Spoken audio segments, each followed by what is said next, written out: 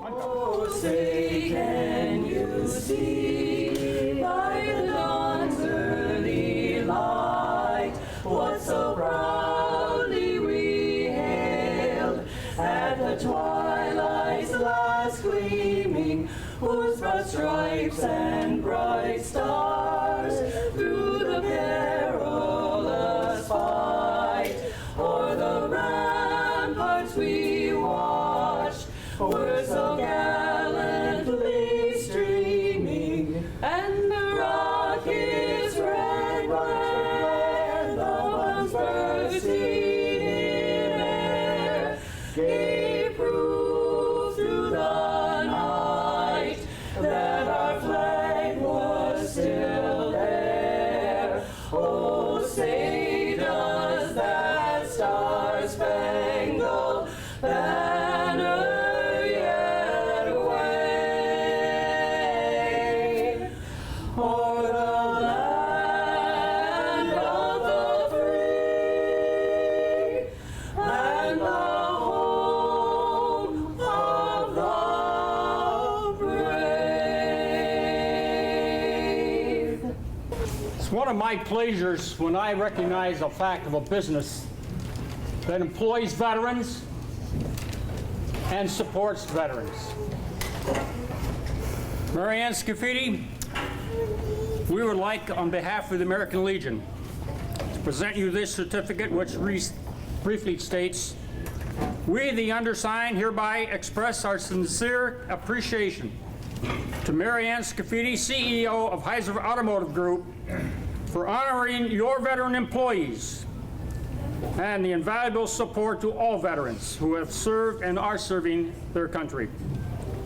You are to be commended for your efforts, and you have set an example for others to follow. Thank you.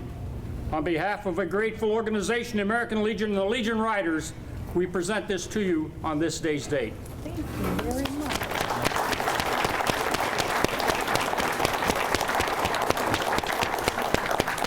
Super great. Yeah. Well, I didn't expect that. that's awesome. I'm really excited to be here today. My name is Molly Fay. I'm with today's TMJ4. I host a local lifestyle talk show there that airs from 9 until 10, Monday through Friday.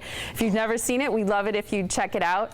And a lot of the gentlemen sitting here in our front row and one lady, Lisa, have been on our show. It's been really exciting to meet all of you and to get a chance to get to know you a little bit better too. So I'm really excited to be here and be part of this event, and I hope that you can all hear me. Is that a little better? Although my kids would say I talk so loud, I probably don't need this.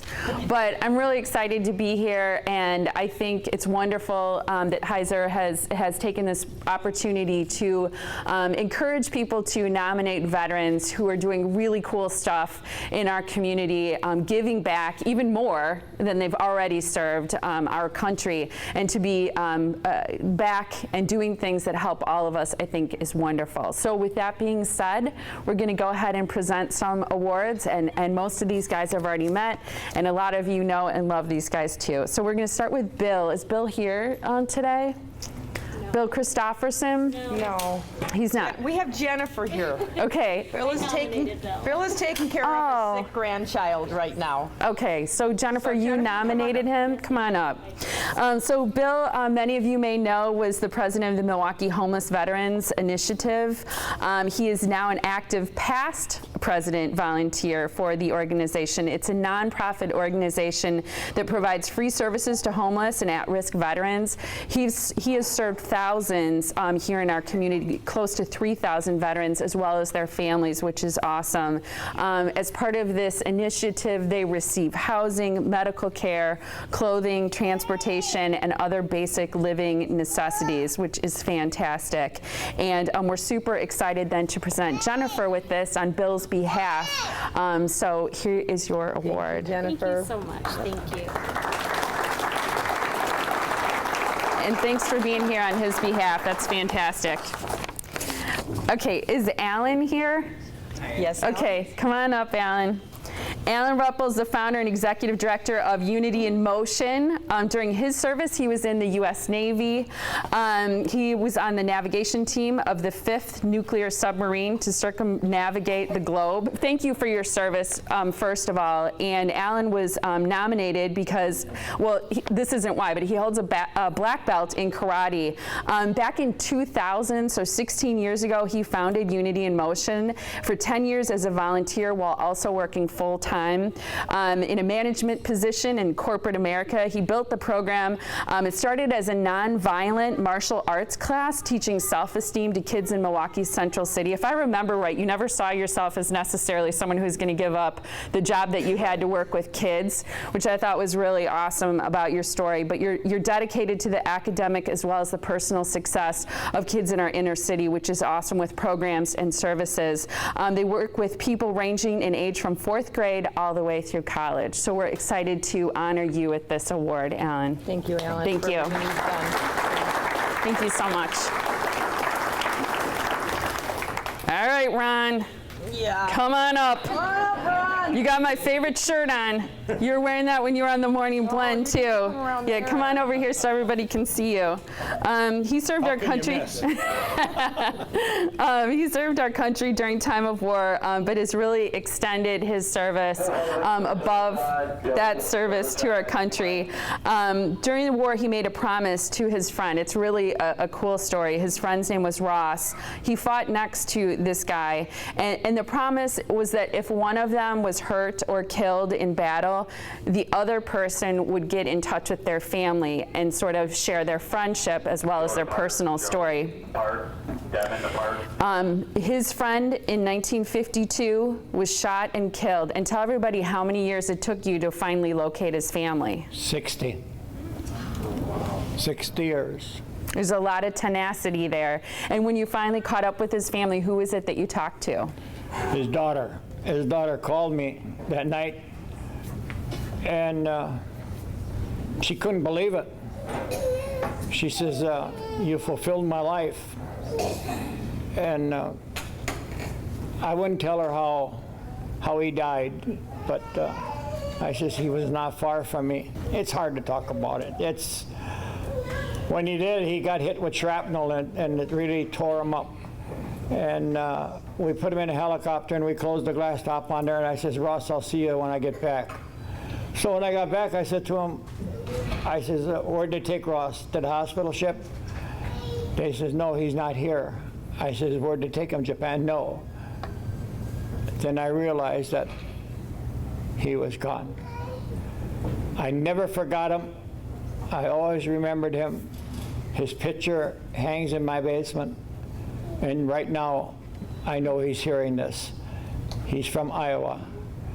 And he was sacrificed his life. I know Renee Riddle doesn't like to hear this,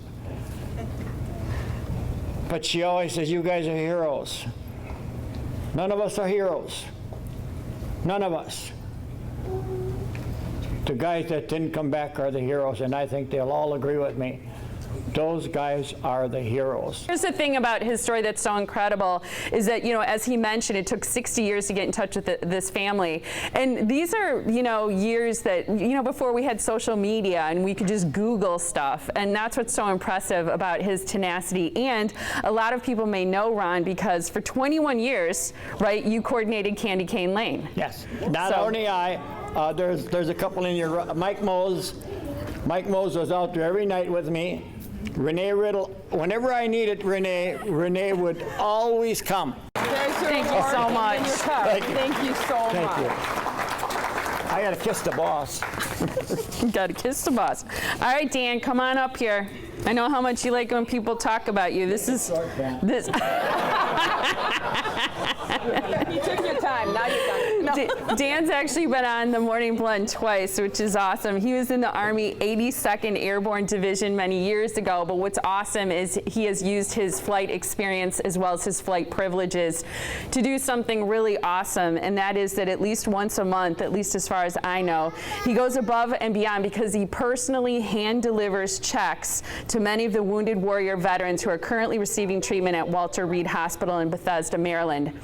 And a lot of the people who support your organization do so because they know that 100% of the money that's raised goes directly there, and it's money that he hand delivers, which is really touching. He's also a retired employee of American Airlines, which is why I think you have those flight privileges. And I have to thank American Airlines for that. That is super. You don't want to talk as much as Ron? Well, I mean, I would just like to say that, you know, I'm honored to be here, and I'm happy my daughter, you know, she thought that much of me to, you know, even submit this. I didn't even know what was going on. But I'm only able to do this, what I do, because of the help of a lot of other people. I'm the lucky one who gets to bring the checks to these heroes at the hospital.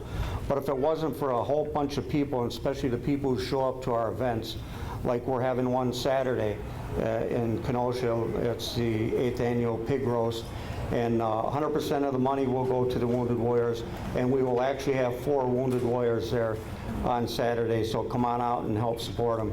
And then I also have to thank the American Legion Riders who have our back on everything we do, and they show up and they're going to probably escort these guys to the pig roast. So I want to give a big shout out to them too. And also our chapter chairman, Nick Polera, who does all kinds of behind the scenes that, you know, nobody ever sees, but he is really the backbone of our organization. And thank everyone for coming out today. Appreciate it. Super awesome. I wanted to say one other thing.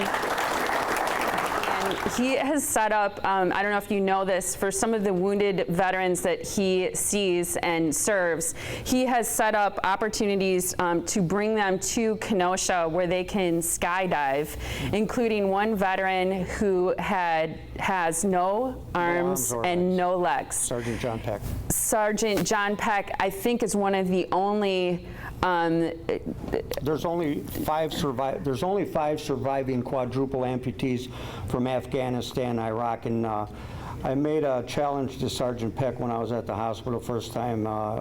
Sergeant Peck, when you get better, come make a jump with us. He looked at me like I was crazy. The second time he said, I'd like to do that. And I thought, well, maybe I'd put my foot in my mouth, because his one leg was missing up to the hip, and we knew a harness would be a problem. But long story short, we got a special rigger to come up, and he had a harness. He said it'd work, and Sergeant Peck made a tandem skydive from 14,500 feet. So it was a day he could get away from the hospital and have some fun. And we're trying to get him back again to do another jump. And there's video of it too. Dan, I'm super excited to be the one standing here helping present this award to you. You certainly deserve it. Thank you so much for your service. Thanks for having us. Thanks, Dan. Appreciate it. Absolutely. The next honoree is Michael Bonus, Senior. Are you here, Michael? Come on up. Michael is here because he actually nominated all 4 of his sons. Are there 2 of them here with you? Okay, still active duty, guys? They're not active. They're not active. The other 2 are active duty. Okay, so Michael Jr., Matthew, Nathan, and Lucas. So you guys are Michael Jr. and Lucas. Thank you both so much for being here, and thank you for your service, guys. So get this, Michael's nominated all 4 of his sons. Michael served in the U.S. Army Guard as a medic, then transferred to active at Fort Hood. Nate is currently serving in the U.S. Air Force. And where is that in? Eglin Air Base. Eglin Air Base, okay. He has been active since 2007. He has served 3 tours overseas. Afghanistan, am I getting this right? Qatar and Kuwait were the 3 places. And South Korea too.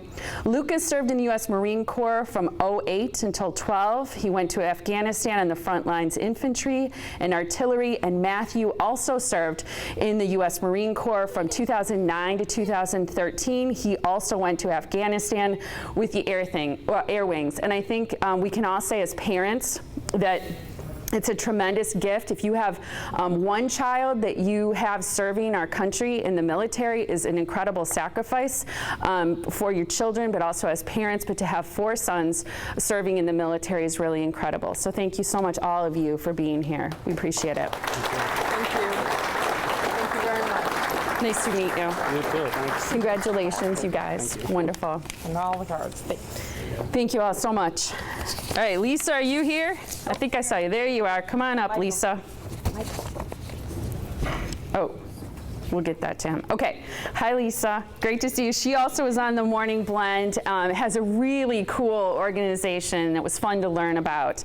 It's the Stepping Stone Farms, and it provides mental health services to veterans as well as their families to address issues like PTSD, alcohol and drug abuse issues, physical trauma, traumatic brain injury as well. It is in an outdoor, rural environment where these veterans are able to enjoy the company of horses and receive some sort of tangible and intangible benefits of being not only outdoors, but with these incredible large animals. And the therapy that's offered are from horses who have either been rescued or donated to the farm because they're no longer wanted.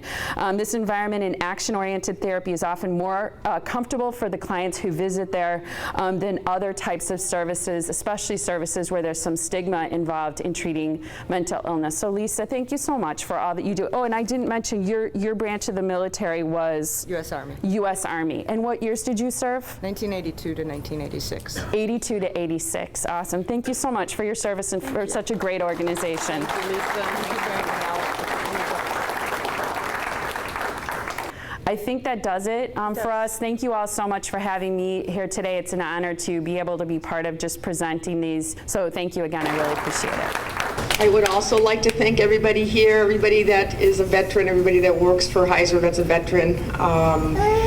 We appreciate everything you've done for us to keep us safe. And I wanted to let you guys know that sincere from the bottom of my heart.